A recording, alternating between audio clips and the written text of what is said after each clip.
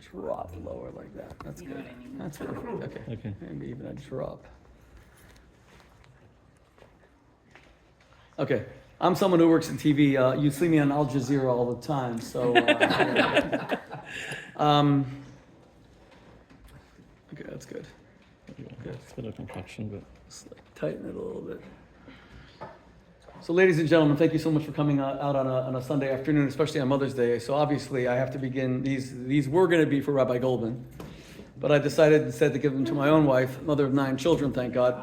But these flowers, they may look a little bit inadequate, but I have to thank the island of Kauai in general and Walmart in particular, because this is what I discovered. This is what I love about Kauai. If you go to Walmart, as you leave today after you buy something, they give you 1 flower for free because it's Mother's Day. So I said to myself, wow, if I go in and out and buy a bunch of things, then I'll be able to give my wife. So I actually got these. This is a gift from Walmart and the Walton family to my wife, Debbie. And I've never seen that before, where you actually can get free flowers. So next Mother's Day, just to save a couple of bucks, I'm going to fly into Kauai again. And I'm going to buy, a couple of little odds and ends at Walmart. And Debbie, these are yours. Please don't forget them. They're so beautiful, right? Happy Mother's Day, everybody. Rabbi Michael Goldman is my dear friend. I am 58 years old, thank God, and I really believe in the truth, that we have to always take the truth. So and my favorite Talmudic expression, I shared this with Lee and with Kathy on Friday, my favorite Talmudic expression, I thank you so much for your hospitality. God bless you both. And more importantly, thank you for your t-shirt, which I'll be stealing from you before this speech is over. I really should wear that while I give this speech. It's an amazing speech. Yeah. Let's. I will literally take the shirt off your back. I was telling Lee and Kathy, my favorite Talmudic expression is that words that emanate from the heart penetrate the heart. I really love that. You can't fake sincerity. This is a age of fake news, true news, partisanship. Like, there's 2 truths. I'm going to try to state the truth. So the first truth I want to state today is Rabbi Michael Goldman is what we in Chabad call a shliach. He is a rabbi's rabbi. He is someone that the global Chabad community looks up to. Up until recently, he actually produced this weekly scholarly compilation of Torah study that was disseminated throughout the entire Chabad world. I mean, in every country, from South Africa, from where he's from, where his father is one of the most distinguished leaders till today. I've spoken at his father's synagogue in Sydenham. My own son is in one of our 9 children. Our youngest son is studying rabbinical ordination in Pretoria, South Africa right now. It's a country that finds the state of Israel a little bit challenging on a governmental level. But of course, the Jewish community was at the forefront of the anti-apartheid movement, including Rabbi Goldman's father. But this is a very special man. And so it's my honor to be his guest, because a rabbi should be known above all else, not just as a scholar, Rabbi Goldman is, but as a gentleman, what we call a mensch. And he's a mensch's mensch. And you're all very fortunate to have him.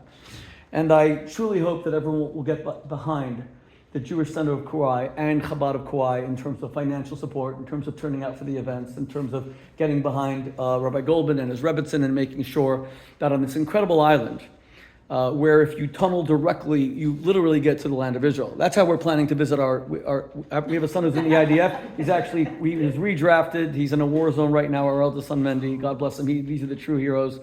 Kathy and Lee also have a son who served in the IDF. But we have 4 kids who served in the IDF, but our son was just called back. He's been in Gaza, he's been in Lebanon. I don't want to say where he is now, but God should keep him safe. So as soon as this thing is over, I have that's why I went to Walmart. I bought a shovel, and we're going to be tunneling directly to visit our son, save a couple of bucks. And this way I get 1 more flower. It all comes together. It's a little story. Popes have been in the news. My wife and I last month were in the Vatican for 5 straight days. I was there to lead Jewish prayers in a Jewish delegation for the health of Pope Francis. I met Pope Francis, had an audience with Pope Francis and with Pope Benedict. We now bless our first American Pope, Pope Leo.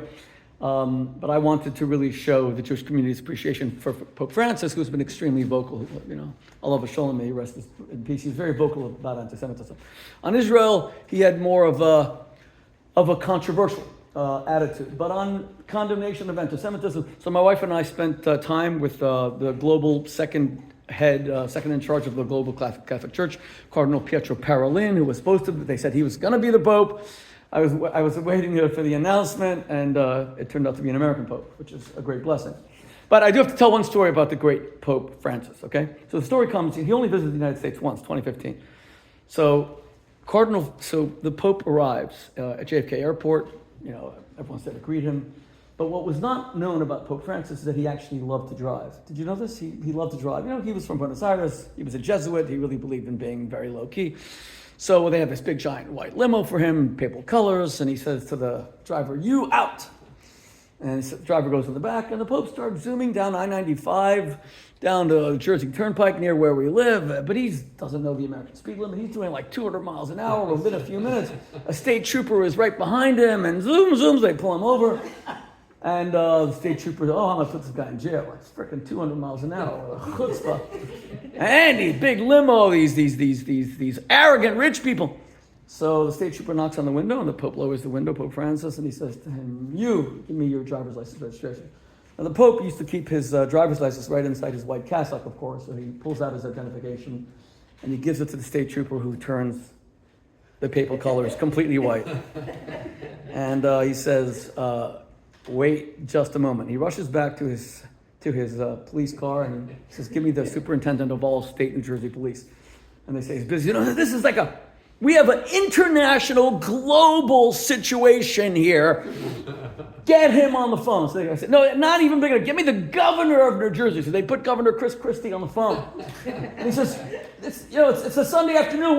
He said, "Governor, sir, we have a real serious diplomatic situation. This guy driving 200 miles an hour should be put in jail, but he's a VIP." He says, "Who is he?" He says, "He's big. You have no idea. This guy's big." And Governor Christie says, "Stop beating around the bush. Who did you stop? Who was driving so fast?" He says, "Governor, this is going to rock America's relations. This is headline news all the way." He said, "Tell me who it is, finally. Who is this VIP?" He says, "Listen, I have no idea who's in this car. But whoever he is, he's got the Pope as a driver." Okay?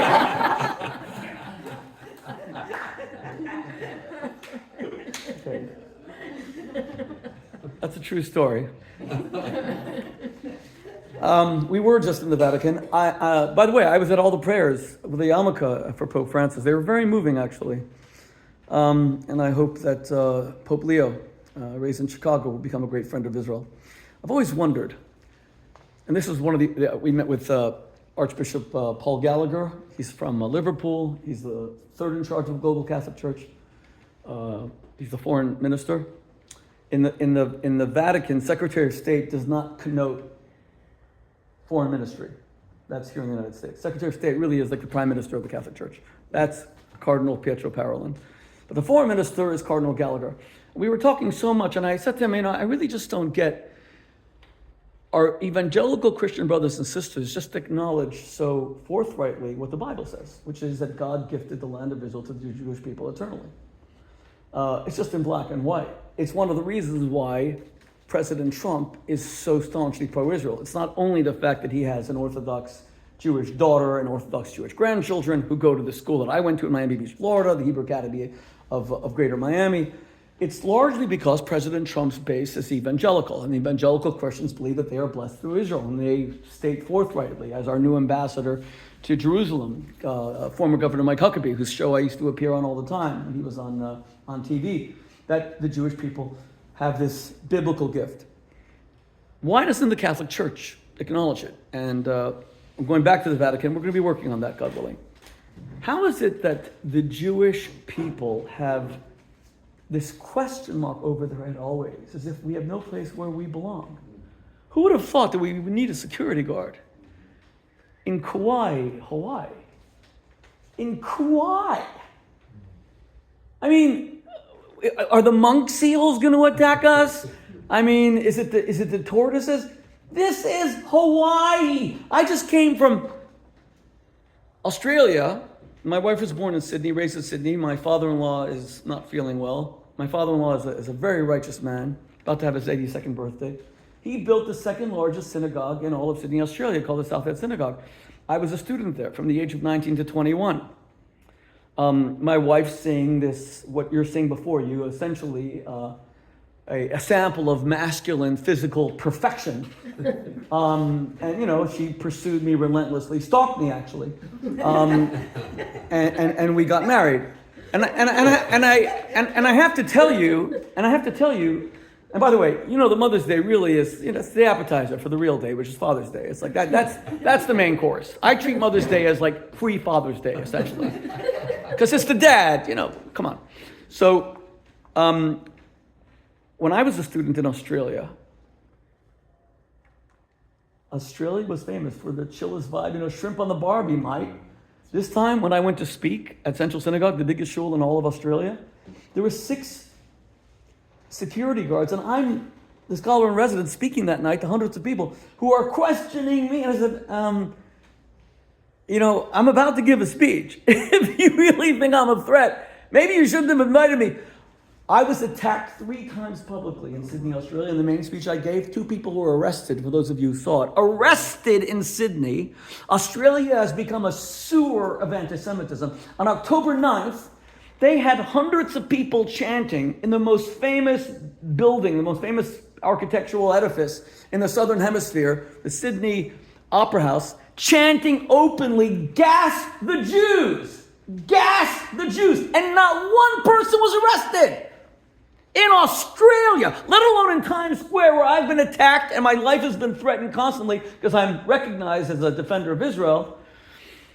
Do you know that Jews today are becoming the Illuminati? We're disappearing. The mezuzahs are coming off our doors. The Magen Davids are being hidden. Yarmulkes. There are Hasidim with long paths. Their tzitzis out, walking through. Times Square has essentially become a battleground. That's why we do our giant events in Times Square. We just had, thank God, an Algerian American named Flo Groberg, who turned 42 on the 80th anniversary of the end of the Second World War, which was, how many days ago? 3 days ago? He won the Medal of Honor in Afghanistan. He's a truly great man. I met him at the 80th commemorations of D-Day. I go every 5 years, and I love the American military. That's one of the reasons I love Hawaii, because as Rabbi Goldman said the other day, Kauai is the front line of defense for the United States, right? So we had Flo Groberg speak on October 7th to 5,000 pro-Israel. He's not Jewish. He's married to a Jewish woman. What was that? Is this like... One second, no. They found us. All the anti-Israel people, I knew they'd find us somehow. They found us. We are becoming the Illuminati. And by the way, there's 2 kinds of Holocausts. There's the physical decimation of the Jewish people that we witnessed between 1941 and 1945, where, it's hard to even imagine this, 10,000 Jews were murdered every single day for 4 years. These are numbers that are incalculable. To give you an idea of what the Holocaust was, when the United States was attacked on September 11, 2001, I'll never forget that day. I'll never forget seeing the smoke rise from Ground Zero. The United States went to war for 20 years in Afghanistan when 3,000 Americans and some international citizens were killed, and went to war for 15 years in Iraq. We Jews had 3 9/11s a day for 4 years. We had 3 Pearl Harbors a day for 4 years. In President Trump's first administration, we gave him a book printed by a good friend of mine named Elon Greenfield. He runs, he's my publisher in Israel. I'm getting old, I'm getting senior moments. What's the name? Geffen.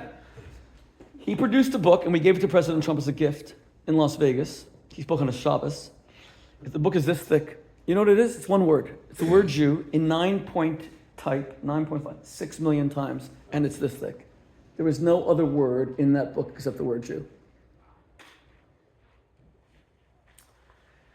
That's one kind of decimation of the Jewish people. But the 2 greatest calamities that have befallen our people since the destruction of the Second Temple in the year 70 of the Common Era by the Roman Emperor Vespasian and his son Titus, who was only 24 years old at the time, And of course, till today, Jews have the custom of not walking under the Arch of Titus, which was built for his victory parade, where they killed Shimon Bar Kokhba. The Romans were very brutal. They would, of course, take the leaders of the rebellion. So Titus had his parade, and then they killed Shimon Bar Kokhba under and that's where we have the picture of the menorah. And Jews have this custom never to walk under. I found that out because I kept on walking under to take pictures, and all these Jews were flabbergasted. Rabbi Shmuley, you don't know. Now, the Roman antiquities, they've closed it off. So you can't even walk under. But the two greatest calamities since the destruction of the Second Temple was the Holocaust. And before that, of course, it was the Spanish Inquisition, the Spanish expulsion. Now, 6 million Jews, there were only 18 million at the time. After the Holocaust, we were left with 12 million Jews. How many are there in the world today? If you ask any non-Jew, how many Jews are in the world? I asked my non-Jews friends all the time. They said, we know, very small, not a lot of Jews. Not more than 400 million. I laugh. No, it can't be more than 400 million, very small. There are 14 million Jews in the world, right? We were 12 million. Well, we were 18 million in 1939. Then we were 12 million at the end of the war, and we've barely grown. So that's one kind of decimation, the Holocaust. But there's a second kind. There were 500,000 Jews in Spain before the expulsion and before the Inquisition. Half of them left, they went to Portugal, then they were kicked out of Portugal because Ferdinand and Isabella wanted to marry their daughter off to the King Manuel III of Portugal, and they only had one condition. The disgusting anti-Semites, Ferdinand and Isabella, that he had to kick out his Jews as well. He kicked them out in 1503. But hundreds of thousands of Jews remained in Spain. Where are their children today? Where are they? They weren't gassed. They weren't shot by the Einsatzgruppen. They didn't die of typhoid. One Holocaust is the physical destruction of a people. That's what we call genocide. It's a term that was coined by a great man named Raphael Lemkin, who was a lawyer who survived the Holocaust. And he created the word genocide. Geno means ethnicity. Side means mass murder, the mass murder of an ethnicity. That's why when all this by the way, that's why that even if, God forbid, it were true that Israel was enacting a genocide in Gaza, which of course is one of the great flood libels of our time, but even if that were true, it would still not be technically a genocide, because a genocide is where you seek to extinguish an entire... So unless Israel goes and kills all the 1.9 million Muslims who my sons fight and their friends have died to protect the Muslim Arab citizens of Israel who live in Haifa, who live in Nazaret, who live in Yaffo, it's not a genocide technically. You can call it mass murder, God forbid. Of course, Israel's guilty of neither. We'll talk about that. But people don't even know what the word genocide means. That came from Raphael Lemkin. So, and he's the one who got the United Nations in 1948, 1949 to pass the UN Genocide Convention, to which the United States only became a signatory in 1951. And by the way, whenever you declare a genocide, you're automatically, that convention says that all countries have to go to war to stop the genocide. It just shows you they don't even believe that Israel's, God forbid, engaged in a genocide. I'll tell you, China really is engaged in a genocide against the Uyghurs. I can talk about others, but that's one form of extinction. But the other form of extinction is all these Spanish Jews, you know why they disappeared? Invisibility is annihilation. The moment you stop wearing a yarmulke, the moment your tzitzis are gone, the moment your Magen Davids are ripped off, the moment your mezuzahs, we have good friends. I lived for 2 years in Australia. My wife grew up there. My wife's whole family lives there.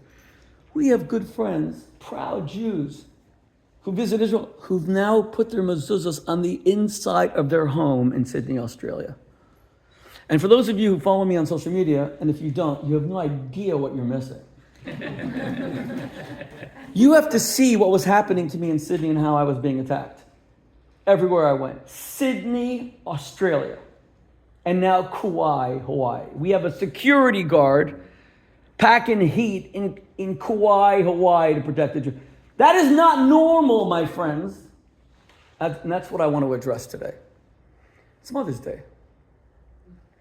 You see, from time immemorial, there have always been two energies in the world. Every religion, every philosophical idea, every mystical idea connotes this divergence, the masculine and the feminine. We see it in marriage, men and women. By the way, we see it even in same-sex couples. I often counsel Jewish and non-Jewish same-sex couples. There's usually someone who's maybe a little bit more feminine, a little bit more masculine. What do we mean by masculine and feminine? The masculine is aggressive. It's often domineering. It's the first commandment that God gave Adam, that you have to work and toil the Garden of Eden in order to gain mastery over the earth. That's the masculine side of our lives. Competitive, capitalist.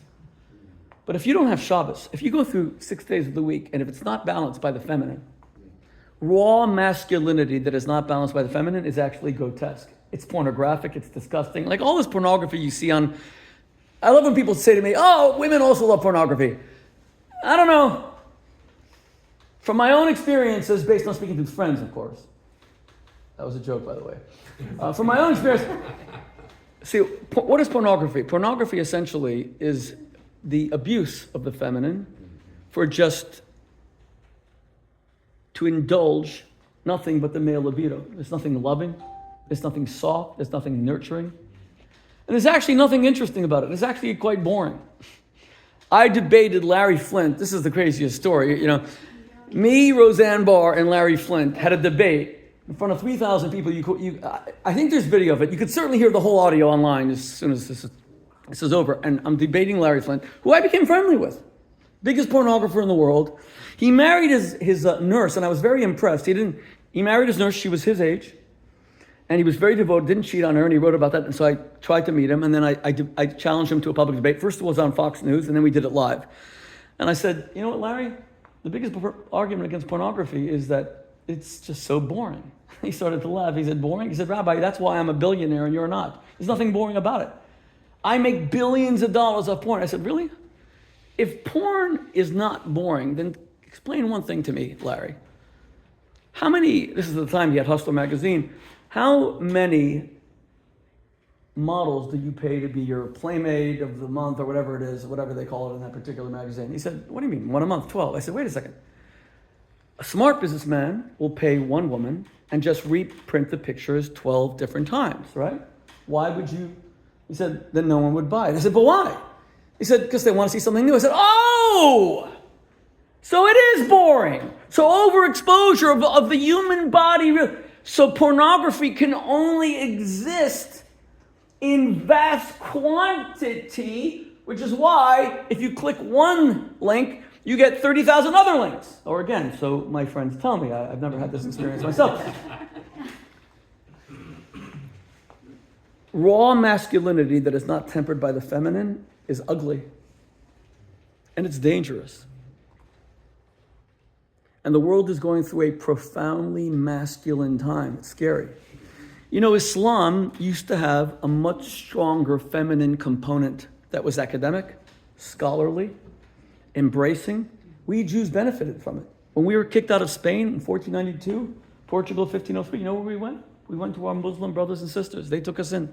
That's why there's Jewish communities in Istanbul till this very day. Justin is Kurdish. We were talking about Erdogan. Erdogan destroyed all of that. What does Erdogan represent? Erdogan represents the new form of Islamic masculinity. That Islam is great, not because it has great universities, nurturing, academic, raising students, inviting in,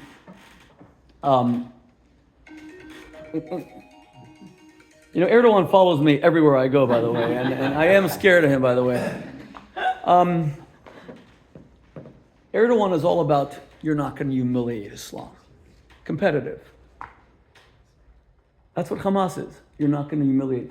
Do you ever notice that there isn't one famous female Muslim in the entire world, with the exception of poor Malala, and who became famous because she was shot in the head at 16 because she wanted to go to school? Where are the female Islamic leaders? They don't exist. They once existed. The first university in the history of the world was started by an Islamic woman named Fatima in Morocco in the 8th century. Could you even imagine a female lecturer being allowed to speak these days in a mosque? When Hamas attacked Israel, notice, they didn't just want to kill Jews. Their foremost objective was masculine aggression that would desecrate and defile the feminine. They didn't have a Mother's Day. They bragged and they insisted on gang rape and the desecration of the feminine. They went after these women in order to show they could defile them, and then kill them. I don't want to go through all the stories. They're too horrible. This is from the New York Times, by the way. The New York Times, of course, did a deep dive. They were taking women from the Nova Festival and they were cutting off their breasts and playing ball with them. From the New York Times. You want to kill someone, shoot them in the head. This was about total defiling and the desecration. And why? Oh, you Jews think that you actually struck a blow against Islam? We have the great armies. You carved out this tiny little country, 77 years. That's nothing in the span of what we can create as masculine Islamist, not Islam, I'll get to Islam in a moment, masculine Islamist aggression. The way they see it, there was a Christian kingdom in the same place between the year 1098 and 1177. In 1098, Pope Urban II called the First Crusade. The Christians got together from all over Europe. They went and defeated the Muslims, and they established a Christian kingdom with King Baldwin as their head. He was a leper, by the way. He wore a gold mask. There's great movies about him. And then Sultan Saladin came back, defeated, and that was the end. And that's what many Islamists think will happen with Israel today. 87 years is how long the Christian kingdom of Jerusalem lasted until it was destroyed. But notice that Saladin, whose greatest teacher and personal physician, meaning he trusted him with his life, was the most famous rabbi that ever lived with the exception of Moses, and that was Moses Maimonides. Saladin had yes, he was a warrior, but he balanced it with this very feminine, nurturing instinct. The first thing he did when he conquered Jerusalem is he told all the Jews, "You're welcome back." The Crusaders killed every last Jew in Jerusalem. By the way, according to the chroniclers, the blood of Jews and Muslims in Jerusalem, when it was conquered in the First Crusade, was running up to the knees of the horses. Saladin invited them all back. And then you had the golden age of Jewish, Spanish, Islamic brotherhood in Spain.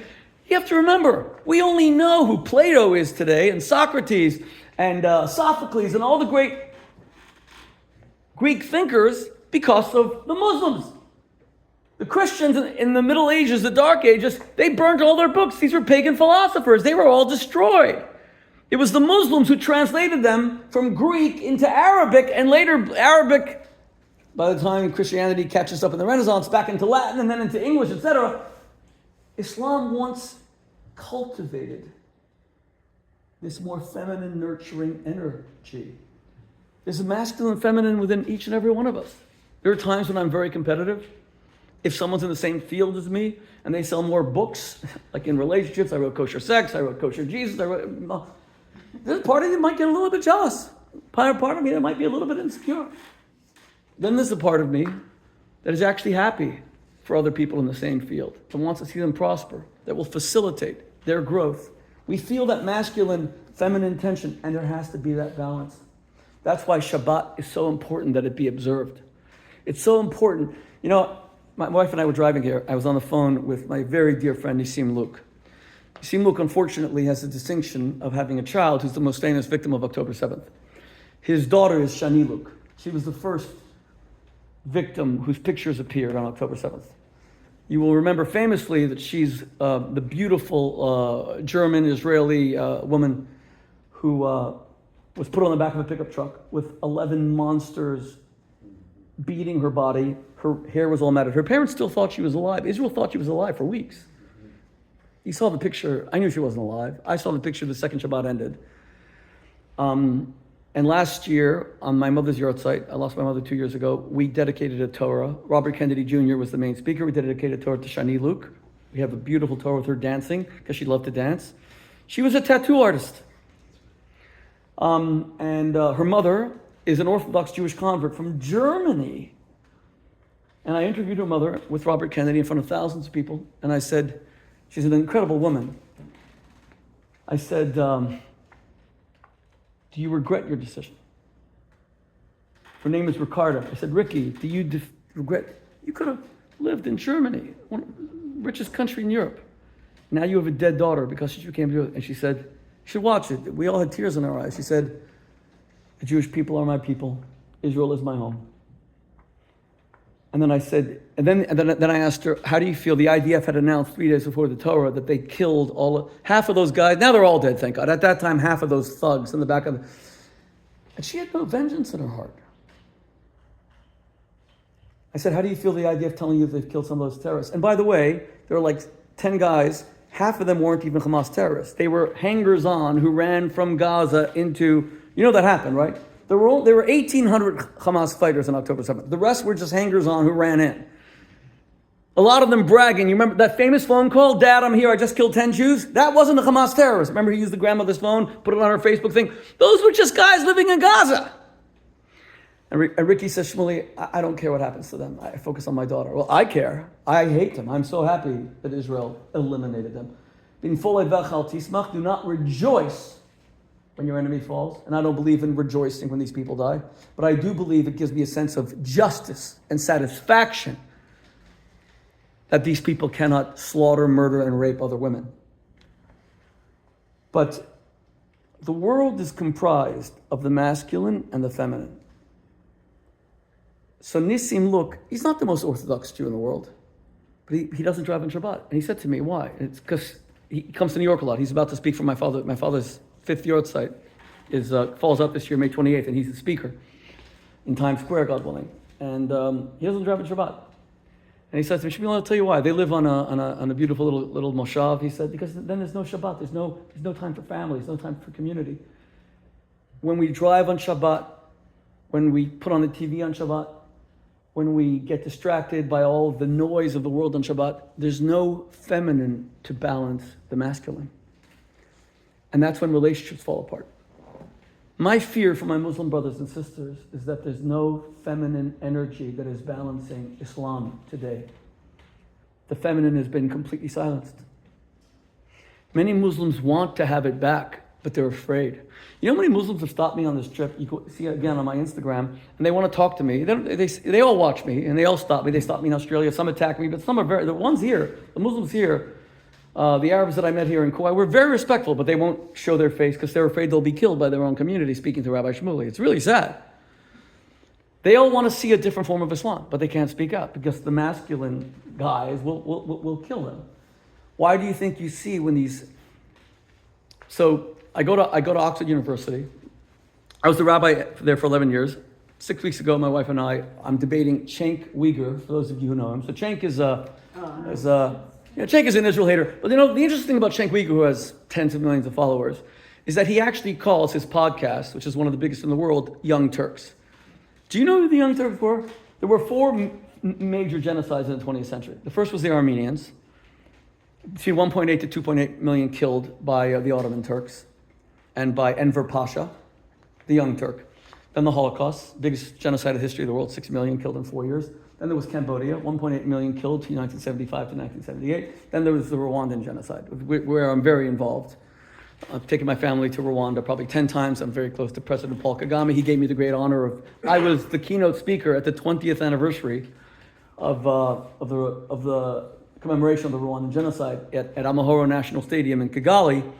And the Secretary General of the UN, Ban Ki-moon, is there, and it gave me the opportunity to unload on the UN because the UN did nothing to stop the genocides. That was the fastest murder in the history of the world. 330 people killed with a machete, low-tech killing, not gas chambers. You have to imagine how much work had to be done. 330 killed every hour.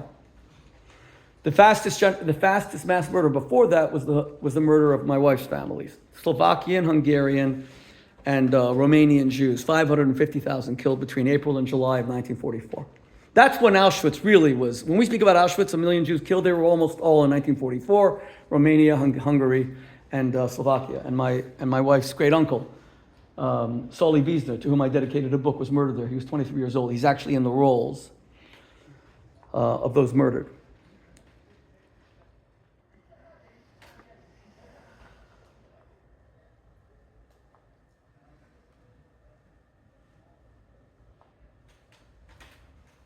When you think at the kind of slaughter and mass murder that's taken place in our world, you begin to ask, where are the nurturers?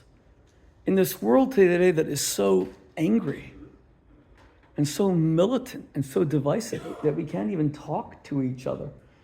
Does anyone here, I could not be more proud of my 2 sons who served in the IDF and were in the war right now, and 1 son who's back in the war right now. So it's a tough time for me and my wife this past Shabbos, amidst the beauty that we were able to experience here. Then my daughter-in-law, my son, who's in an elite combat unit, my son Yosef, married 10 days after October 7th. We didn't cancel the wedding. I performed the wedding. Iron Dome, missiles overhead. This was a surreal chuppah. Surreal.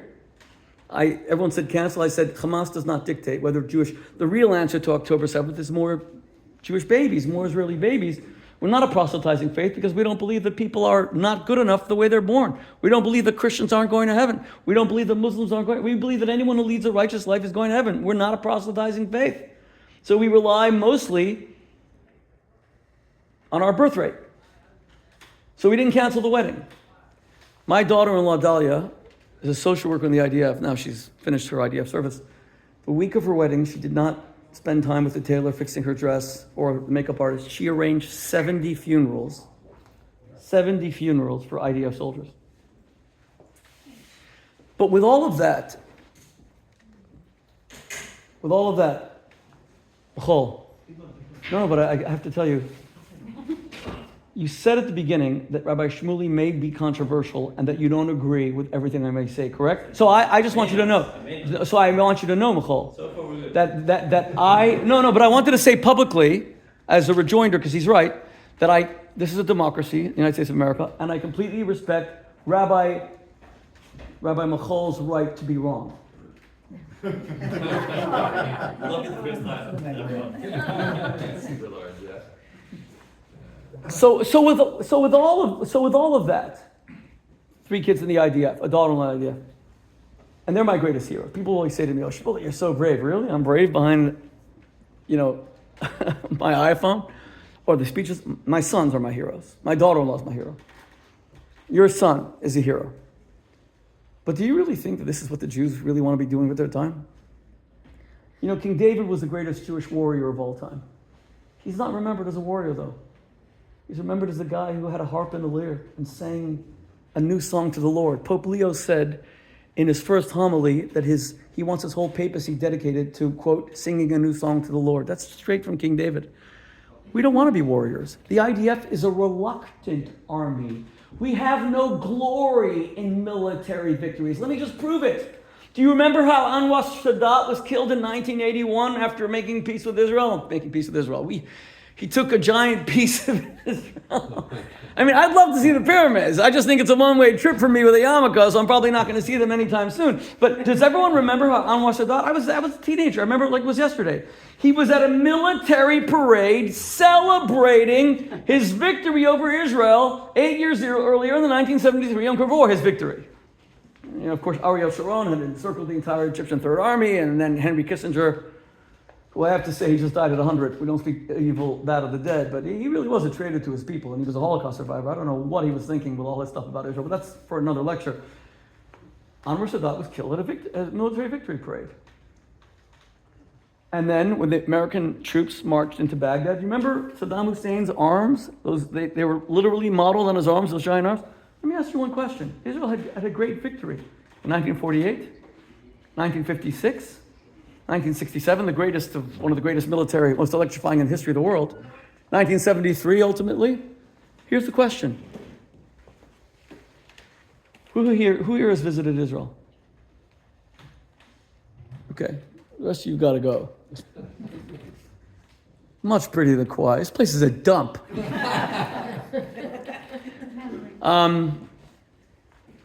Has anyone ever seen a single monument, arch, statue, equestrian statue, anything, to a Jewish, not just Israeli, I'm talking going all the way back to time of the Maccabees, to a Jewish military victory ever? Has anyone ever seen it? Just name where it is. Like if you go to Rome, that's all you see. Constantine's Arch, Arch of Titus. I can go through all of them. I love antiquity.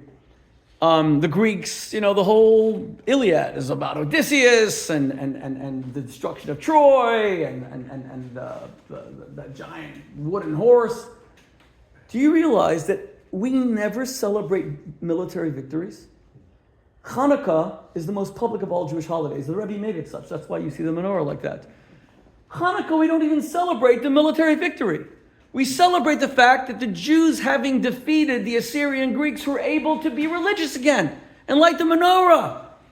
We never celebrate military victories because we only ever fight IDF. We only fight defensive battles to protect and preserve life. There is no glory in Judaism at winning a war. We're not a masculine nation. We're a profoundly feminine nation. That's why God is described in the Torah as the Shekhinah, the feminine presence, the nurturing presence. The God with the sword and all that's the Jupiter and Apollo. That's not our God. Our God is the God whose commandment to Avram was bring in guests and have a tent with no doors. Don't lock anyone out, which is why till today we marry under a chuppah. We rebuild that tent of Abraham that has no walls. Can you imagine a nation that celebrates as their patriarch, not George Washington, who defeats the British at Yorktown? Our Avram is celebrated for being a cook, a caterer. I mean, is there much glory in that? You're kidding, right? I mean, the Romans have Romulus and Remus, and the Greeks have Achilles, and we have this guy shechting lambs to feed a bunch of, passers-by, and he washes their feet. And that's why Christianity, in its earliest form, the Jewish Jesus, which is why I wrote Kosher Jesus, building theological bridges between our Christian brothers and sisters, and today Christians are the greatest friends the state of Israel could have. I wish that the Jews were as supportive of Israel as the evangelicals. I wish.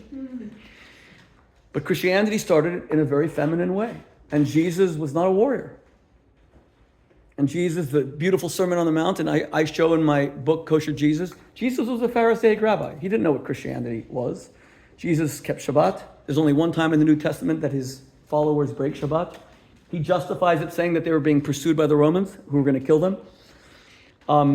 Jesus famously says in Matthew chapter 5, verse 18, that any one of his followers who doesn't keep every tiny little crown, a tag it's called, not just keep every letter of the Torah, but even the little crowns of the Torah, Chumrah, will be the least in the kingdom of heaven. I mean, St. Paul later says, okay, well, Jesus died and therefore fulfilled it. Well, that's Paul's opinion. That's okay. But that's not what Jesus said. Christianity starts as a very feminine religion, and they're victims. They're like the Jews. They're being killed by lions in the Colosseum and attacked. Only later does Christianity abort this feminine spiritual posture like Judaism and become a very aggressive militaristic religion, and that's where it falls into terrible corruption. Julius II, the warrior pope, who actually went out into battle. He's the one who built the beautiful Sistine Chapel. He's the one who got Michelangelo to decorate it. So it kind of worked out because till today we all want to see the movie Conclave. Did you hear that Pope Leo actually watched Conclave 2 days before his election? That was his brother revealed that at Chabad. It's amazing. And now we see Christianity has reverted back. You have a new pope who says, I want to welcome in the poor, like Abraham. I want to be an apostolic church. I want to be a missionary. I want to bring the word of God. No more kill people and slaughter them, etc., etc. And that's why we see Christianity having jettisoned that corruption as it returns to a more nurturing religion. But not, sadly, right now, Islam. Because Islam today, which I showed you, had a very strong maternal, one of Muhammad's wives was Jewish. He had a Jewish wife. We now see the militants having taken over completely. And we now live with Islamism, which is not a religion. Islamism is not Islam. Islamism is the Muslim Brotherhood. It is a political genocidal ideology that masks its corruption with a thin veneer of Islam. And my confusion is why my Muslim brothers and sisters have no issue with these animals being their ambassadors. You know, I debated Cenk Uyghur at Oxford, as I was speaking about before. And so we've debated in front of millions of people on Piers Morgan like 4 or 5 times. Now we're debating face to face. And I said, I'm going to win this debate in a single second. See, the problem with debates is that there's 2 truths. Only seldomly can you find an unassailable argument in a debate where you win the debate because there's just no rejoinder. Let me just give you an example. This is a great example, right? I think. Throughout the Cold War, there was a debate. Who had the correct political system? Was it the capitalists or the communists? We debate that till today. China is trying to overtake the United States as the world's biggest economy. Most Israelis, when they finish the IDF, they go to places like India, and they always go to Vietnam, which is still communist till today. So America said, what kind of debate? You guys are tyrannical, secret police, KGB, NKVD, you guys are freaking monsters and animals. And then Khrushchev, who was very smart, comes back and says, oh, really? We don't have like dogs biting black children in Birmingham, Alabama, and we don't have truncheons being used against freedom riders who just want to take a bus, and we don't tell Rosa Parks to go to the back of the... Those are good points. Do you know that Elie Wiesel was liberated by a black... Elie Wiesel was my mentor, my hero. He died on the 2nd of July, 2016. Do you know that he was liberated by a black soldier in Patton's Third Army in Buchenwald? And we just celebrated the 80th anniversary of that last month. A black soldier. We found the family of that soldier, by the way. They live in Philadelphia. We found his children. Those same soldiers came back and were treated like crap in this great country. That was the communist argument. It has validity. The rejoinder was, okay, America's imperfect. We're trying to work out our race issues. But come on, we don't have secret police and all this other stuff. Then one man made an unassailable argument that ended the debate forever. His name was John F. Kennedy, and it was probably his greatest speech. It was in Berlin, 1963, just 4 months before he would be felled by an assassin's bullet on the 22nd of November, 1963, and he famously said, we're all debating communism, capitalism. He's saying this right to the Soviets. He's right at the Berlin Wall, which was built in his presidency. It was kind of a failure of his presidency that he allowed it to be built. And he famously said, what was his argument? He said, we never had to build a wall to keep our people in. If you guys are so wonderful, then why do you have to cage your citizens who all want to get the hell out?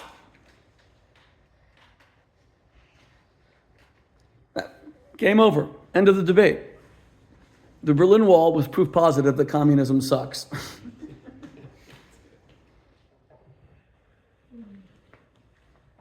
So what's that unassailable argument for Israel? It's simple. That's what I said to Cenk Uygur at Oxford 6 weeks ago. I said, Cenk, let's say I admit for a moment, you're right, all the problems in the Middle East stem from Israel. It's all the Jews' fault. Israel's responsible for the war in Iraq and the destabilization of Syria and the tyranny in Saudi Arabia and the 600,000 Arabs who were gassed to death and shot and killed by Assad. It's all the Jews' fault. And we're sorry. We apologize. We had nowhere to go, like you said. We have no connection to the land. It's all fabrication. Hitler killed us. We had no choice. Us white European colonialists, even though 1 out of 5 Israelis is black, by the way. I took the Reverend Al Sharpton to Israel right after, and he sees these big, giant, strong black soldiers, giant emphases. He said, are these like African mercenaries? I said, Raval, I call Sharpton Raval. I said, Raval, they're black Ethiopian Jews. He said, really? How many? I said, they're 1/5 of Israel. he blew his mind. Okay, but he thought we had brought like black mercenary African soldiers to be his bodyguards while he was in Israel. You saw that we lost a black Ethiopian soldier last week in Israel. And by the way, they're all religious. They all wear kippot. It's incredible. Very religious community. They're all Orthodox. So I said to Cenk Uygur, we're sorry. Yeah, we had nowhere to go. We invented this history. Yasser Arafat said there was never a temple on the Temple Mount. You caught us. You caught us in the big lie. And I said, I'll tell you what. I know Governor Ron DeSantis of Florida. Florida's a big state. Still mostly empty, even though there's like 23 million. Big state. I mean, Wyoming's completely empty. Vermont. Bernie keeps on being elected Senate. There's like 2 people who live in Vermont. Vermont has 700,000 people. Okay? I spoke to Ron DeSantis. He's going to agree to take the 6 million Jews of Israel to the paradise of Florida. So Israel will end, God forbid, not through any terrible attack, and not through any terrible destruction, and not through any war, peacefully, for a much better life, easier economy. You know, my kids order from Amazon, they wait 2 weeks, okay? We're going to get Amazon Prime, all the Jews, all the Israelis delivered. Not even 24 hours, like same day, right? Soon it'll be drones, like within minutes. How long do you have to wait here? Oh, then I'm not moving here, forget it. Amazon Prime determines my homeland. No, that's that. So I said, we're going to close Israel down, and we're going to move all the 6 million Jews of Israel, which represent 49. Israel almost has a majority of Israel. It's not yet. We're at 48, 49% as of this Yom Ha'atzmaut. When Israel crosses the 50%, by the way, it'll be the first time since the Second Temple. It's more than American Jewry, but it hasn't crossed it yet. It's almost there, 48, 49%. Very close. Because there's a nevuah when the majority of their Mashiach will come, God willing. So my son Mendy keeps a very close eye on this. He was telling me the other day. Okay. And we shut Israel down. And we're sorry. You know, we apologize. And now, I said, now what happens? No Israel. Now what happens? Palestinian girls, 16 years old with boyfriends, will still be killed by their brothers for dishonoring the family. Hamas will immediately take over, or Mahmoud Abbas, the rest of Israel, and immediately start shooting, slaughtering, murdering anyone who challenges their hegemony. Editors who say one bad thing about even the moderate Mahmoud Abbas will be put in jail and tortured. The Arab leaders will continue to rip off every last penny of. Do you know that the Palestinians of Gaza received triple, prorated for modern dollars, triple the Marshall Plan? Europe was a hovel after the Second World War. The Marshall Plan rebuilt Germany and Britain and Belgium and Holland. The Palestinians got triple that per capita. You know where it went? No, let's start with Ismail Haniyeh's worth $7 billion. Yasser Arafat's daughter, she's 22, she just hit the Forbes 400 list. His daughter, Sua Arafat, his widow, lives in the penthouse of the Ritz of the Ritz in Paris. So the first thing is it's going to be stolen by all the leaders. Then whatever trickles down will be for the terror state. I said, let's go on. Would it lead to one major academic university? Of course not. Will it lead to any kind of freedom? Nothing. More bribes. The Emir of Qatar just bribed the United States today by giving us Air Force One, a new 747. What the hell? We are now taking gifts from the frickin' Emir of Qatar, one of the biggest funders of terrorism. By the way, he owns the whole world by now. I wonder how much of Hawaii he owns. If Israel disappears tomorrow, God forbid, this was my argument. What changes? There isn't one Arab democracy. There are no human rights. Gays will still be hung from cranes in Iran. Women in Iran will still be killed for showing this much hair. Nothing changes. What the hell is wrong with you, Jake? Nothing. Nothing changes. Which is why I don't believe that Israel is only the eternal and ancient Jewish homeland, which it is. Israel is the great Arab hope. Because the Arab argument as to why everybody is stealing all the money and all the oligarchs and all the oppression and all the religious persecution and all the secret police, the argument is, Shmuley, President Trump, President Biden, don't expect us to democratize. This isn't Kansas. This isn't Hawaii. This is the Middle East, a tough neighborhood. But then you have this tiny little country that pulled all those things off, thereby proving that their arguments are a bunch of BS. If Israel ceased to exist tomorrow, God forbid, the Arab world would tragically remain the same sewer that it is today, even though it was once the world's greatest civilization. Arabs introduced the very first rights for women to inherit. Arabs introduced, as I said, all the Greek philosophers, the first great universities. Arabs introduced, they had medical breakthroughs in Andalusia, in Spain, that are used till today in things like surgery. Where do you see any of that? Israel is the great Arab hope. But only if we can reclaim. So what is Israel? If there's the masculine and the feminine, Israel is the beat-up wife of all the neighbors that surround it. They see this nation that just wants to be a little bit feminine. It took in 800,000 Jews from all over the world. It was the first country ever where blacks came into freedom. Operation Moses, Operation Solomon. It's the only place that women have full rights. It's the only place where an Arab judge can put an Iranian Israeli president. I'm half Persian. We were so proud of Moshe Katsav. An Arab judge put him in jail for rape. You desecrate a woman in Israel, you could be the president. You go to frickin' jail.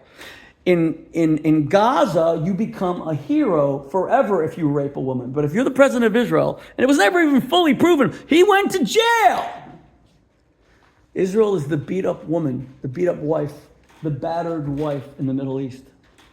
And we put up our dukes just to defend ourselves. But we really want to go back to what we are, people of the book. Not the people of the M16, not the people of the Uzi, not the people of the Merkava 4, not the people of the F-35. That's why Israel has so many Nobel Prizes. It's not because we're smarter than anyone. It's because that's where we really endeavor. That's what we really care about. But we're forced to fight. We want to live Shabbos, and they make us live Monday and Tuesday and Wednesday. We want Shabbos. They won't let us. We want Sukkos. Notice they attacked us on Sukkos. Notice in 1973, they attacked us on Yom Kippur, the most feminine of days, where we don't even eat, where there's no competitiveness. So my friends, notice something about the world. This camera and all the technology around you, AI. By the way, the Pope gave his homily today and he said the number one threat to the world was AI. Okay, God bless Pope Leo. I don't know if I would necessarily say that AI is the number one threat in the world. I think Hamas might be a little bit more dangerous. I never pulled up ChatGPT on my phone and said, oh my God, I better run. But I have had some Islamists who've attacked me and I've thought to myself, I better run or something. But anyway, all computers work on lines, on ones and zeros, okay? Binary opposites of ones and zeros. That's how all computing works. The entire world is the masculine, anatomically the masculine, and then the feminine. All studies show that men talk about 5 subjects. 2 guys get together. All the women here should know this. I know it's Mother's Day, but let's talk about the guys for a second. Because I told my wife, all Mother's Day is the appetizer for the main course of Father's Day. So, and I want to thank my wife on Mother's Day for facilitating my being such an incredible parent, which is what Mother's Day is all about. So let's just talk for a second. What are the 5 subjects that men always discuss? You asking? Yeah. Sports. Number 2 is sports. What's number 1? Abstinence. Money. Abstinence? What the hell? Are you a Catholic priest? Like, what the hell? Maybe I talked about Catholicism too much today. Okay, maybe I was in the Vatican for too long. Okay, the number 1 issue that men talk about is money. Notice that money is a line. It's a graph. It goes up and down. Lately with Trump's tariffs, it's going down. Hopefully it'll come back. Okay, that's number 1. What's the second most discussed male subject? Sports. Yeah. All lines. Baseball bats, hockey pucks, the gridiron on the football field. Again, it's about who's up, who's down. What's the third most talked about male subject? Sex. Women. Women.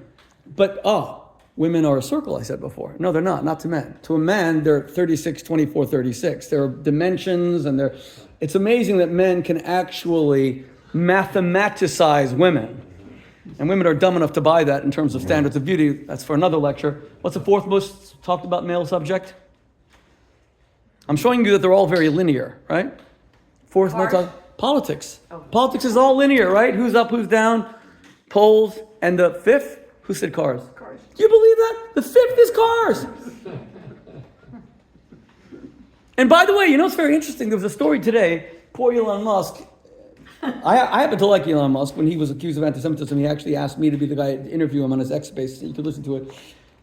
He wears dog tags of hostages every day. In any event, but there is too much a sewer of anti-Semitism on X. That's really, and believe me, I know. Okay. But poor Elon Musk, they had this Cybertruck and it wasn't selling. They only sold 50,000 so far. So just now they made it look like a truck pulling like a Airstream full of mud. Just before, it was too feminine. Now it's got torque and they had to masculinize that weird truck. Okay. Do you know what are the two most spoken about female subjects? One, relationships, circles of intimacy. And second, and I see this a lot in marital counseling because, I do a lot of marital counseling, shopping, things like that, circles of acquisition. Very often, if a woman feels very dissatisfied in a relationship, a man thinks that he can just buy her off, hey, go spend money, even if I ignored you, never compliment you. That's why Mother's Day is actually a very special day. But the Rebbe said that every day should be Mother's Day. We should be nurturing the feminine every day. But the point is, the 1 and the 0, the masculine and the feminine are supposed to coexist side by side. That gives us perfection, 10. In every culture, everywhere in the world, 10 represents perfection, especially in Hasidus and Kabbalah. But you'll notice they really don't exist side by side. In the moment of union, what Hindus call Jivan Mukta, what we Jews call Yichud Zun, which we say every night for Sfiras Omer, when the masculine and the feminine come together, when they come together to create life, like in Genesis chapter 2, verse 24, one of my favorite biblical verses. Al ken yazev ish is avi ve'es imo, v'davak be'ishto v'hayu levasarecha. Therefore shall a man leave his father and leave his mother. He shall cleave unto his wife, and they shall become one flesh. 1 + 1 = 1. Fascinating mathematics, very mystical, very Kabbalistic. Notice that they don't exist side by side. I'm not going to do any kind of gesticulation here, but the masculine is enveloped by the feminine. The feminine is superior. That's why, as Rabbi Michal, who's a great scholar of Chassidus and Jewish mysticism, will be able to tell you in any lectures that follow, which I'll be checking to make sure that they are doctrinally acceptable. You'll notice that in Chassidus, the Messianic era is always about the triumph of the feminine, not the masculine. The greatest Kabbalist that ever lived, to whom Madonna dedicated a whole song, Rabbi Isaac Luria, he was called the Iyar, the lion, lived in the 15th century. He famously said that Mashiach would not come until husbands began to obey their wives, which means he'll never come. God forbid. There, you finally got your apikourses from me. And that was the ancient messianic prophecy, that the Messiah would come at a time when Isha tisoviv gever, when women would become dominant. Well, not women necessarily. It could be men who just are prepared to be more vulnerable. You know what the number one complaint wives have against their husbands is in all marital counseling? He never talks to me about his feelings. How are you? Okay. What'd you do today? Not much. You happy? Yeah, I guess. and on it goes. Isha Tesoviv Gover, the feminine would be predominant. And now you understand why. My favorite Haftorah of the year, we just said it, on the 8th day. The 8th day of Passover is the Messianic day. 8 represents transcending nature. God creates the world in 7 days. 8 is a very mystical number. The 8 days of Hanukkah, miracles happen outside of nature. We read a Haftorah from Isaiah chapter 11, which is my favorite of the year. And I named my book after it, The Wolf Shall Lie with the Lamb. All the great Messianic prophecies. There are Messianic prophecies sprinkled throughout the Bible. My Christian brothers and sisters know them far better than us Jews. I debate them all the time. My friend Michael Brown, etc. Genesis 24, Isaiah 30, Jeremiah 31, Isaiah 53. But the most famous is in Isaiah chapter 11. The wolf shall lie with the lamb. Men will beat their swords into plowshares. Think about that. Men will beat their swords. Lines will become circles. The rigidity of life, this inability to be expressive, to show emotion. Men who can't commit, who date women who never, there'll be a vulnerability. Show me one of our Muslim leaders who shows that vulnerability. And by the way, it's very interesting to me that right after President Trump, who is, listen, on the one hand, I cannot thank President Trump enough for being the greatest friend that Israel has ever had in the Oval Office. No one comes close. On the other hand, not everything he does is necessarily in accordance with Jewish values. That's okay. Probably not everything that I do is always in accordance with Jewish values. But I will say, he really does believe in showing rigidity and being very strong, etc. But not when he was shot in the ear. There was a period of like a week or two that you saw a different Trump completely. Do you remember that at the Republican convention was 4 days after he was shot? Do you remember he was suddenly, for the first time ever, he was bouncing his grandchildren on his knee. He never wanted to be seen as a grandchild. He's going to turn 80 next year. His birthday, his 79th birthday is in a week or so.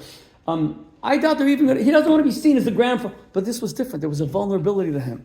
And he spoke about unity, etc. Even he kind of understands. He just feels everyone's after me, so I got to fight.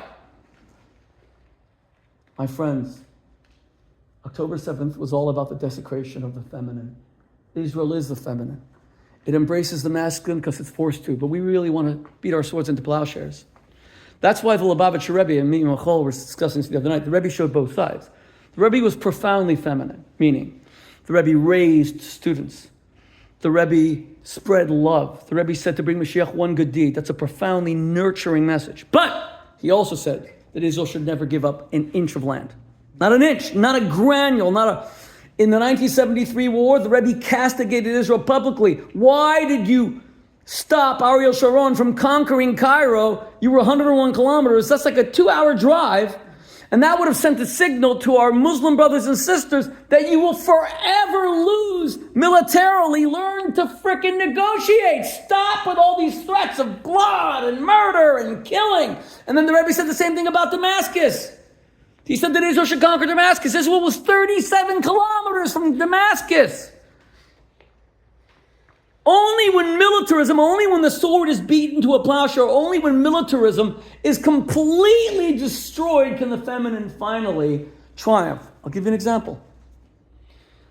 I'm shocked, and I'm going to end now, it's getting late. I'm shocked that we barely commemorated the 80th anniversary of the end of the Second World War. May 8th. What's today's date? 3 days ago. Nobody even cared. And especially here in Hawaii. Now, the war didn't start in Hawaii. The war started on the 1st of September 1939 in Poland, when Germany invaded. But America's involvement started here in Hawaii. 450,000 American soldiers gave their lives. Nobody gave a damn. May 8th passed and no one mourned them. No one cared. It really broke my heart. For us Jews, it was the end of the Holocaust. It's a very sad day. Did you notice, so an extraordinary thing happened in Casablanca in 1943. It was the first meeting, it was the meeting that Roosevelt and Churchill had as they were going to Tehran to meet Stalin for the first time. Churchill had met Stalin already, but it was Roosevelt's first meeting with Stalin, and it took place in Tehran of all places, right? But in Casablanca, Churchill and Roosevelt met in order to get on the same page. What is their negotiating stance with Stalin, with Uncle Joe? Roosevelt gets there first, and he calls a press conference, and he announces, our demand of Germany is unconditional surrender. Churchill freaked out.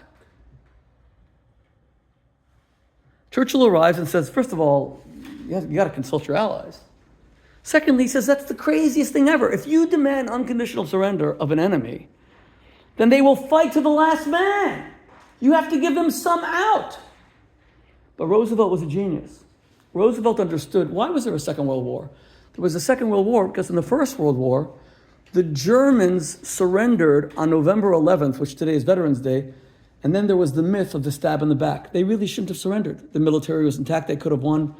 Only Roosevelt understood the masculine has to be completely wiped out, the militarism, by the feminine, by the democracies. They have to destroy the idea of militarism.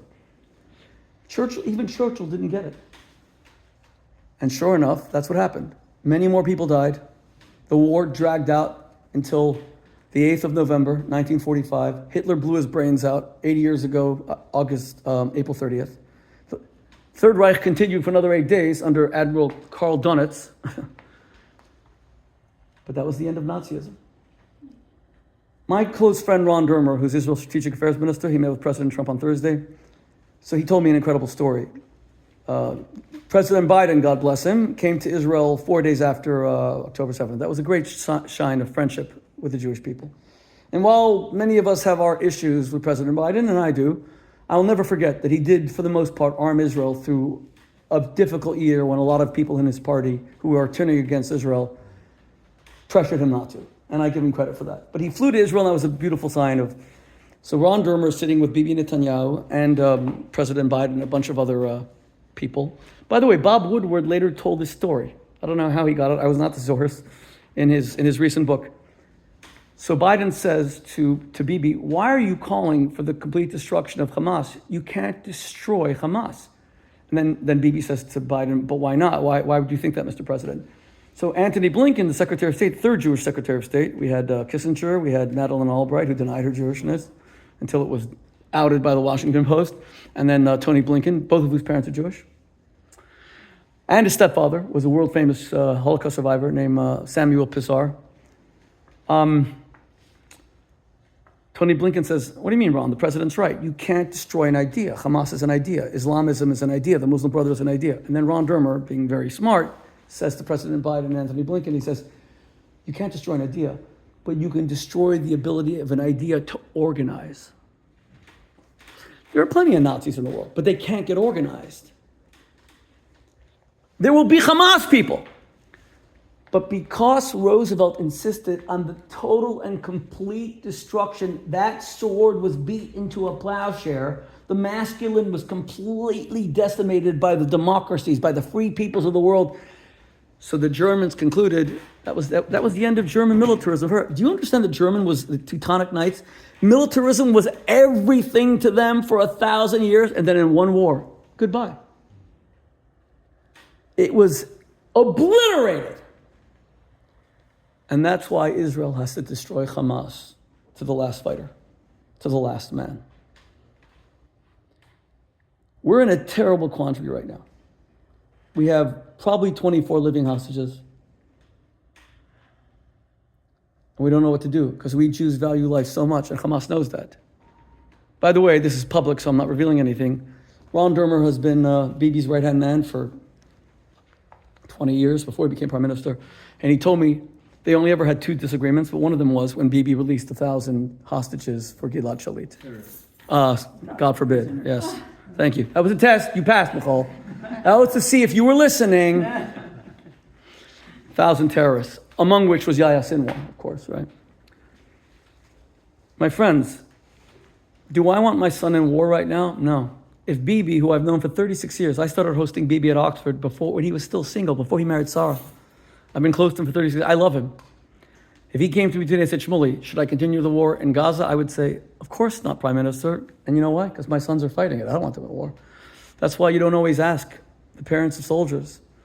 Because I'm going to look at it in a very myopic perspective. I don't want my sons at war. But is it better for the country? We don't know what to do because the hostages are right. They have to be released. The families are right. But on the other hand, where did Islamism arise in the first place? It came from someone named Ayatollah Ruhollah Khomeini. He took 55 hostages in our embassy, and the West in America has been held hostage ever since. And the Islamists have learned that's the West see, they have no value for life, right? The Islamists, not Islam. Islam's a great world religion. Islamism is not Islam. Never confuse the two.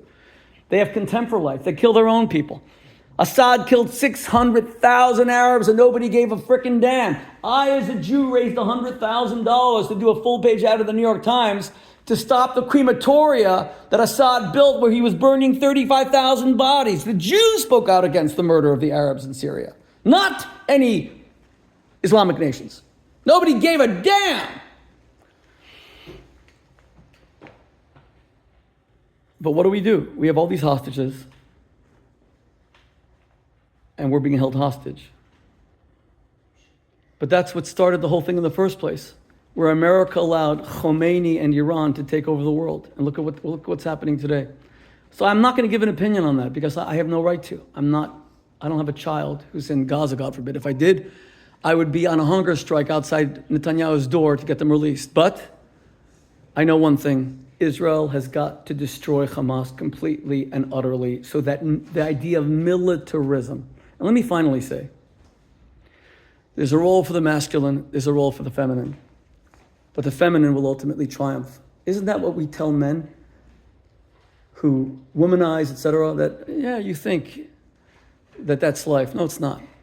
The beauty of one woman, intimacy, bone of one bone, flesh of one flesh. You think you're having a blast. You're not.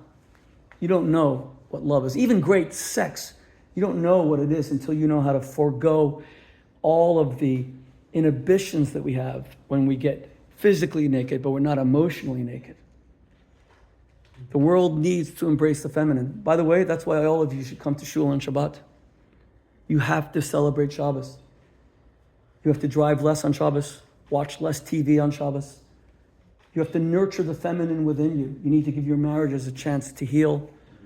By the way, I actually believe that the shul really is a club for men and women. I want to see more women coming.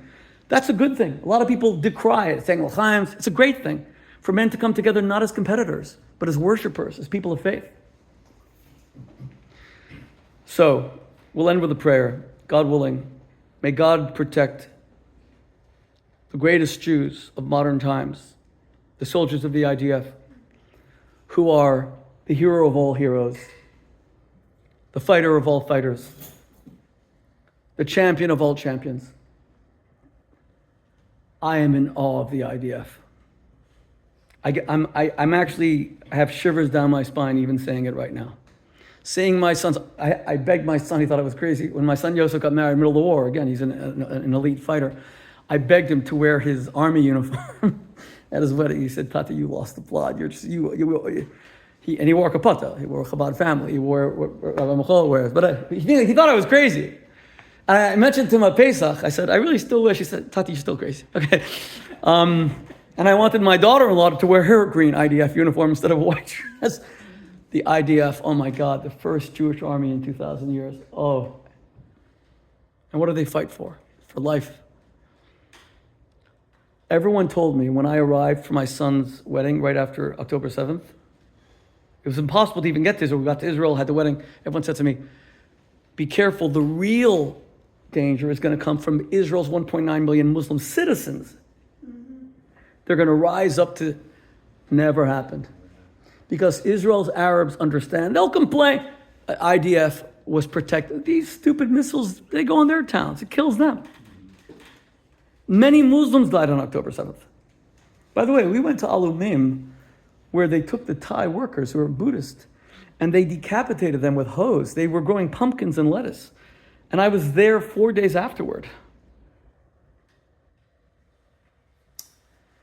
God bless the IDF. God bless the hostages. We need to get them back. But we also cannot allow that to stop a war that will destroy Hamas once and for all, and Hezbollah. And finally, President Trump follows everything I do on social media. He's always watching me, he's always following me. Mr. President, may I speak to you directly? I was introduced by Rabbi Michal Goldman as controversial. It's not easy to not be controversial if you want to get things done. And you're a controversial president, and yet you're one of the most consequential presidents in American history. Mr. President, I know that you're an isolationist. I know you don't want to see more war. Neither do I. How many American men and women died in Iraq, which today is controlled by Iran? It's just a vassal state of Iran. How did that happen? How many died in Afghanistan, which is controlled by the Taliban? I mean, we blew those wars. Terrible. But Mr. President, Iran is a threat to the world. You can negotiate from now until kingdom come. They're liars. You're a brilliant negotiator. You're a brilliant businessman. How do you negotiate with someone whose word is worthless? Unless we take out militarily, and I'm not here to promote war, God forbid. I don't want boots on the ground. Unless we have the technology to destroy all of Iran's nuclear abilities, so that Khamenei, who yesterday sanctioned tens of thousands of people screaming death to America so they don't hit the great Satan, let alone the little Satan, Israel. They're after America.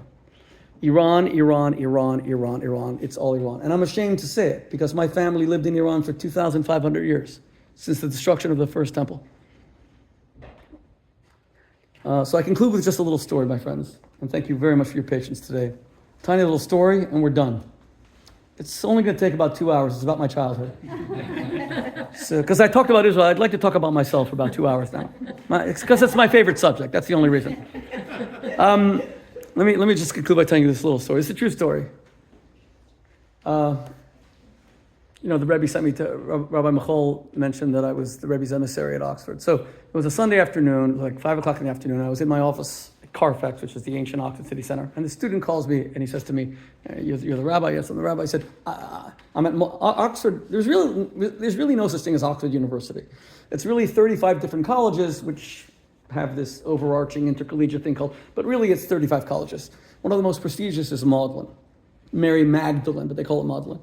So he said to me, I'm at Malden, I'm running to see you. So I said, I'm leaving. He said, no, it's an emergency. He comes huffing and puffing at my door 15 minutes later, and he says to me, you're a rabbi. I said, yeah. He said, you're religious. I said, sometimes, yeah. He said, you're Jewish. I said, that kind of follows, yeah. He said, well, last night I discovered I'm Jewish too. I said, how did you discover you're Jewish? He said, well, Oxford doesn't have chaplains. Everything in Oxford has a fancy name. So they have the Doctor of Divinity. Every college has its Doctor of Divinity. So the Doctor of Divinity gave a speech Saturday night about religion, and he said, by the way, the Jews believe in the maternal line. So if your mother's Jewish, you're Jewish. He said, my father's Jewish. My father's not Jewish. My mother's Jewish. I wasn't raised with anything. I never considered myself Jewish. I said, okay, so I'm not following. He said, I now discovered, therefore, I'm Jewish. I said, yeah. He said, I don't want to be Jewish. And it's 5:15. I really want to go home. And as I said to him, look, speak to your mother. I had nothing to do with this. This really is not my fault. So he says, you cannot co-opt me into a group that I want to be a part of. I said, so forget about it. like, you called me. He said, no, he said it physically bothers me that I said, but there's nothing I can do about it. Once you're Jewish, all the holy water in the world, you can never escape it. You're cursed. Just forever. Everyone's going to hate you, and you're going to have to have security outside your house. You're going to have to move the mezuzah indoors. And this is before Israel was so hated. Or as hated, I should say. It was hated back then too, but as hated. But he's very smart. He says to me, but I researched this. He said, I found on the internet that there is something you can do. You can excommunicate me. And I said to him, what the hell? What are you talking about? I can't excommunicate you. He said, yeah, you can excommunicate me. I said, listen. He said, it's getting late. I said, my wife is home waiting for me. I said, listen, no Jew has been excommunicated since Benedict Spinoza, Baruch di Spinoza, one of the greatest philosophers he was excommunicated in 1648. Until today, David Ben-Gurion, the first prime minister of Israel, tried so hard 300 years later to reverse the excommunication. We don't really excommunicate a lot of people, so I just can't. He said, well, I'm not leaving. I'll like to have a hunger strike in your office. I'm not leaving until you excommunicate me. I said, okay, there is a little loophole. I said, look, we rabbis, we charge 100 pounds for circumcisions, 200 pounds for bar mitzvahs, 300 pounds, this is pounds sterling, of course, 300 pounds for weddings, and 400 pounds for excommunications. And he says, why so steep? Why so much? I said, because it costs more to get out than it does to get in. And he looks at me and says, if 400 pounds is a lot of money, he said, do you have perhaps like a student discount? So I say to him, no student discount. I said, tomorrow everyone will hear I gave you a special deal. Every Jew in Oxford's going to want to be excommunicated. No. I said, I'll maybe throw in like free circumcision for your firstborn child or something like that. Some package deal, but no. And my friends, I took my computer and I typed out Apple laser printers were a new thing at the time. I typed out, I Rabbi Shmuley Boteach, hereby excommunicate you and all your progeny. From here, forevermore, Kushan Toches, which is Latin for God bless you. Not exactly. Okay, Rabbi Michal will translate that on Chabad sometime. It's kind of like kiss my derriere. Like, in other words, this entire thing is not really valid. Okay. And I hand him this worthless piece of paper and I say, I'm going home. Okay. And before he leaves, I say to him, as he's walking out, like all happy, he's excommunicated. I say to him, just before you go, you do owe me. I didn't even charge you. I said, I excommunicated you for free. This is like the bargain of a lifetime. I said, but you owe me one answer to one question. And he's not stupid. He said, I know the question. I said, of course you know the question. So it's an obvious question. Why? You found out last night you were Jewish. Why did it bother you so much? Why did it bother you so much that you're a Jew? What do you care?